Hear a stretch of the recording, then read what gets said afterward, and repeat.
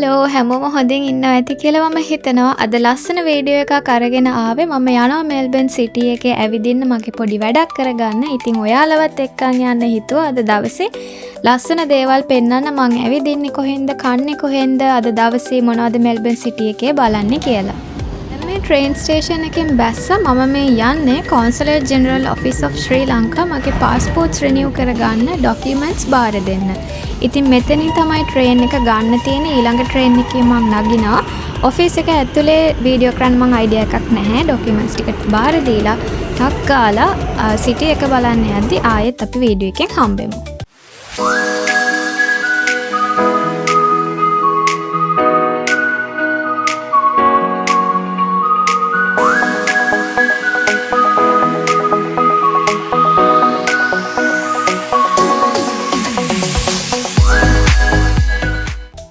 හරි ඩොකියුමන්ට්ස් ටික ඔක්කොම බාර දුන්නා. වැඩ ටික ඔක්කොම කරලා ඉවර කරගත්තා. දැන් හිතට හරිම නිදහස්. තාම වෙලා උදේ 10 මාරයි. ඉතින් මට අද තාම මුළු දවසම ඉතුරුයි සිටි එකේ හොඳට ඇති වෙන්න ඇවිදින්න පුළුවන්. මුලින්ම හිතාගෙන ඉන්නේ මෙල්බර්න් වල අලුතෙන්ම හදලා තියෙන අලුත් ට්‍රේන් ස්ටේෂන්ස් ටික එකින් එක එක්ස්ප්ලෝර් කරන්න. ඒ වුණාට මගේ ලස්සන ෆොටෝස් ටිකක් ගහ ගන්න නැතුව බැහැනේ. ඒ නිසා ලස්සන ෆොටෝස් කීපෙකුත් ටක් ගාලා අරගෙන දැන් මේ ඇවිත් තියෙන ස්ටේෂන් එක තමයි ඇන්සැක් ස්ටේෂන් එක. මේකේ අප්ස්ටේර්ස් ඩවුන්ස්ටේර්ස් දෙකම තියෙනවා. මෙතනිනුත් පල්ලෙහාට තව 3ක් බැස්සහම තමයි ට්‍රේන් එක අන්ඩර්ග්‍රවුන්ඩ් ට්‍රේන් එක එන්නේ.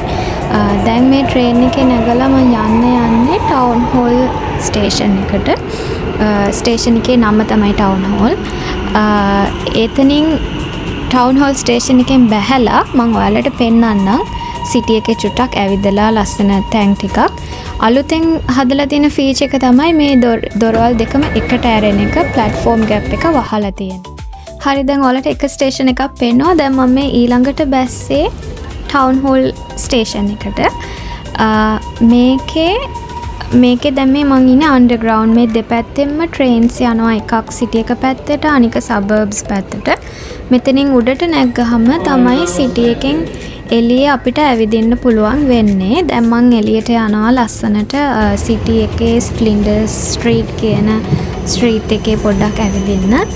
මෙල්බර්න් සිටි එකට ආපු අය සිටි එකේ ජීවත් වෙන ඔයාලා දන්නවා ඇති. ෆ්ලින්ඩර්ස් කියන්නේ හැමෝම ටූරිස්ලා බලන්න හැමෝම එන තැනක් ෆ්ලින්ඩර්ස් කියන්නේ. මේ චර්ච් එක මම ඉස්සර මෙහෙට ආපු යුනි යන කාලේ ඉඳන්ම ඇතුළට ගිහිල්ලා බලන චර්ච් එකක්. ඉතින් දැන් මම මේ යන්නේ මේ චර්ච් එකේ ඇතුළ ඔයාලට පෙන්නන්න.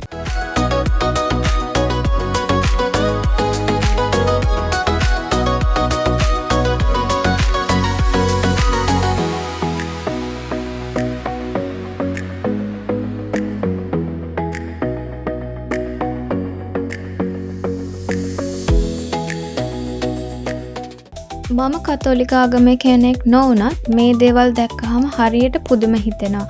මේ බලන්න මේකත් සම්පූර්ණ ලීයකින් අතින් හෑන්ඩ් කාව්ඩ්.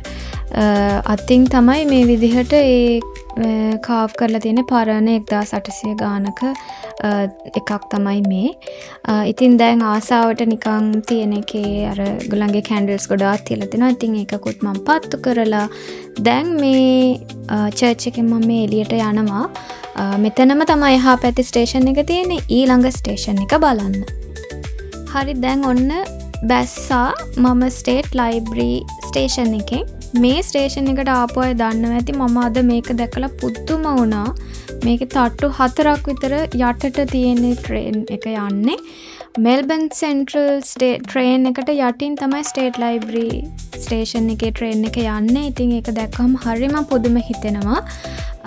දැන් ආව මෙල්බර්න් සෙන්ට්‍රල් ස්ටේෂන් එකට.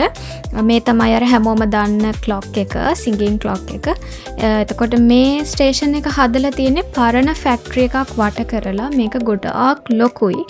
මේක ට්‍රේන් ස්ටේෂන් එකක්ම නෙමෙයි. මේක ගොඩාක් හැම පැත්තටම විහිදිලා යන විශාල shopping complex එකක්. ඇඳුම් තියෙනවා, Sephora තියෙනවා, makeups තියෙනවා, කෑම තියෙනවා, හැමදේම තියෙනවා. ලස්සන interior design එකක් තියෙනවා.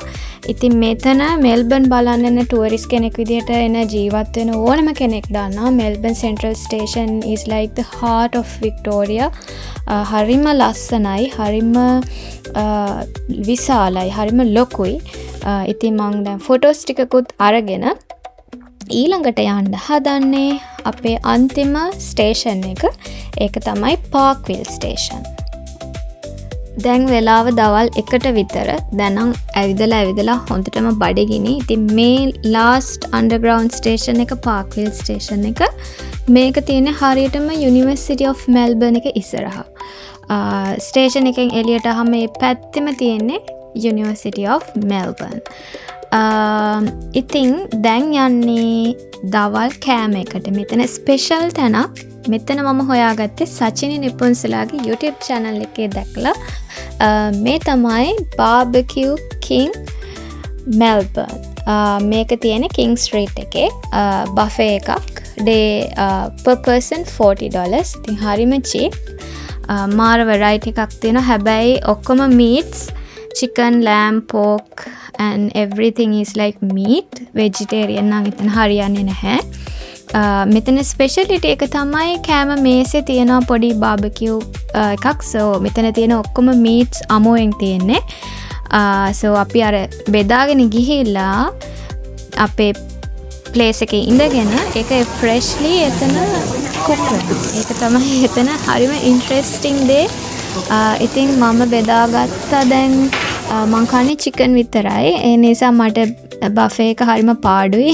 හැබැයි මං ගත්ත චිකන් පීසස් 2ක් and සමහර තව පොඩි අර ඒගොල්ලෝ ෆ්‍රයි කරලා තිබිච්ච චිකන් chips and අර potato wedges වගේ දේවල් ටිකක් කාලා pictures ටිකකුත් අරගෙන finally අර Korean noodle එක spicy noodle එකක් try කරලා අපි ඊළඟට යන්නේ ලස්සන තැනක් බලන්න.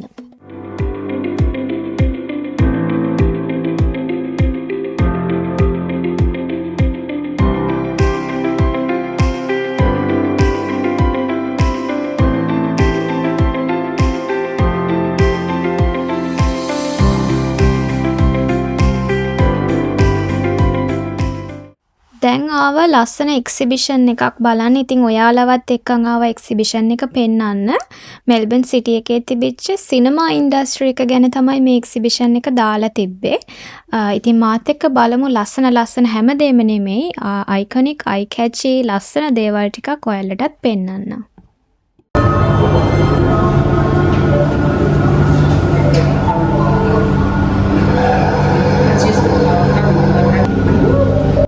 මෙතන පෙන්වන්නේ සිනමා එක මුලින්ම පටන් ගත්තේ මේ වගේ ෂැඩෝස් වලින්. ඒ කියන්නේ එළියේ ඉඳන් කට්ටිය ෂැඩෝ මූව්මන්ට්ස් වලින් තමයි ස්ටෝරීස් බැලුවේ. ඊට පස්සේ මේ පෙන්නලා තියෙනවා පරණම ඉතිහාසයේ අර කැමරා එකක්ම නෙමෙයි. like ඒගොල්ලන් වීඩියෝග්‍රැෆි, ෆොටෝග්‍රැෆි වලට යූස් කරපු එක ටෙක්නික්ස්. picture movements පෙන්වන්න ඉස්සරම කාලේ 1880 ඉඳන් යූස් කරපු එක ටෙක්නික්ස් තමයි තියෙන්නේ. ඒවට යූස් කරපු items ඒවා ඔක්කොම අපිට බලන්න පුළුවන්. මේ ඩිජිටල් ස්ක්‍රීන් එකේ අපිට දුන්න මේ වගේ පොඩි කාඩ් එකක්.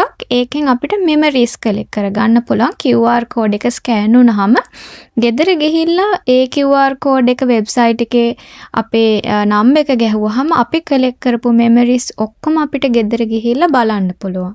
මේ ස්ක්‍රීන් එකේ පෙන්නනවා මෙතන එක්සිබිට් කරලා තියෙන හැම අයිටම් එකක්ම ඒකේ හිස්ටරි එක, ඒකේ ඩීටේල්ස් උත් ඒ හැම දෙයක්මත් එක්ක. ඊළඟට මේ එතන පටන් ගන්න time and movement කියලා එක්සිබිට් එකකින්. ඒකේ පෙන්නනවා අර කොහොමද මේ මූව්මන්ට්ස් ෆාස්ට් කළාම අර ඇක්ෂන් එකක් වෙන විදිහට දෙයක් සිද්ධ වෙන්නේ කියලා.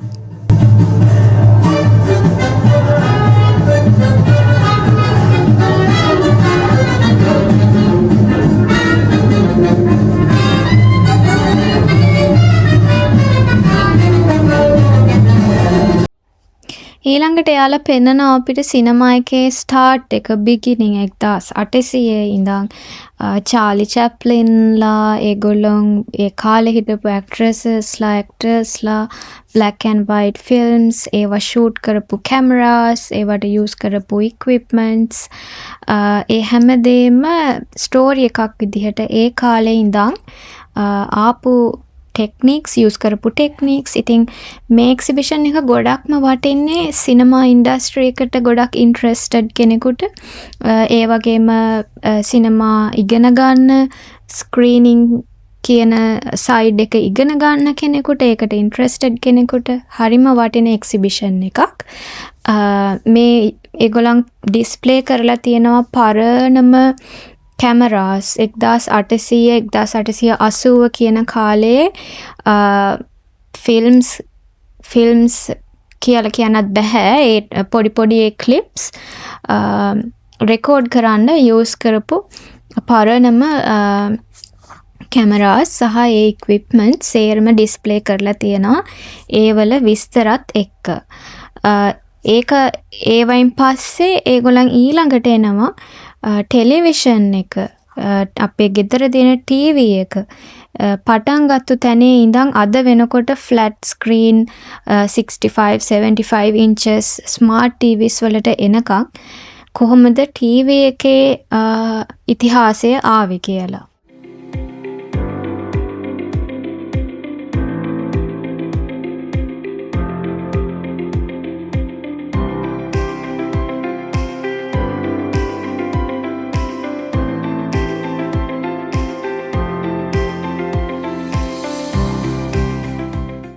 දැන් මං එක්සිබිෂන් එකේ අගට ඇවිල්ලා තියෙන්නේ. ඉතින් පුදුම හිතෙනවා මෙන්න මේ වගේ කැමරාස් වලින් මේ එක්සිබිෂන් එක ඉවර කරන්නේ අන්තිමට මෙන්න මේ වගේ පුංචි ස්මාර්ට් iPhone එකකින්.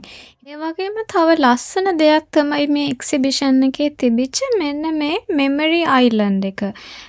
ඒකේ හදලා තියෙනවා ලස්සන මේක ඩාර්ක් කරලා තියෙන්නේ අපි අත දික් කරාම අපේ අතට ප්ලේ වෙනවා අපේ මේ පුංචි වීඩියෝ ක්ලිප්ස් තියෙන්නේ උඩ පෝල් එකයි යට පෝල් එකයි උඩ පෝල් එකේ ලයිට් එකට අත දික් කරාම පුංචි වීඩියෝ ක්ලිප්ස් ප්ලේ වෙනවා. ඉතින් මම try කරනවා මේ පුළුවන් තරම් කැමරා එක ලං කරලා ඔයාලට පෙන්වන්න පේනවද කියලා මම දන්නේ නැහැ. මම ඒ කැමරා එකට ඒක කැප්චර් වෙන්නේ නැහැ. ඒ වුණාට ඒක අර ඇත්තට බලනකොට ලස්සන මෙමරිස් තියෙන එකට කියන්නේ මෙමරි ගාඩන් එකක් කියලා. ඉතින් මම දැන් මගේ අවසානයේ නිසා මගේ කාඩ් එක ටැප් කරලා බලනවා මම කොච්චර මෙමරිස් කලෙක්ට් කරලා තියෙනවද කියලා මෙතනින් පෙන්නනවා. ඉතින් මම ගෙදර ගිහිල්ලා මගේ QR එක සර්ච් කළාම මම කලෙක්ට් කරගත්තු සේරම මෙමරිස් මට ගෙදර ගිහින් බලන්න පුළුවන්. ඉතින් මම හිතනවා අද වීඩියෝ එක ඔයාලා ගොඩක් එන්ජොයි කරන්න ඇති කියලා. අද එක්ස්පීරියන්ස් කරපු හැම දෙයක්ම මටත් අලුත්. මමත් අද තමයි මේ ගොඩක් දේවල් දැක්කේ.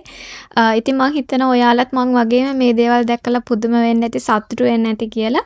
ඉතින් ආයෙත් දවසක තවත් මේ වගේම ලස්සන වීඩියෝ එකක් අරගෙන මං ඔයාලා හම්බෙන්න එන්න. මාව subscribe කරලා එකතු වෙන්න මගේ YouTube channel එකට.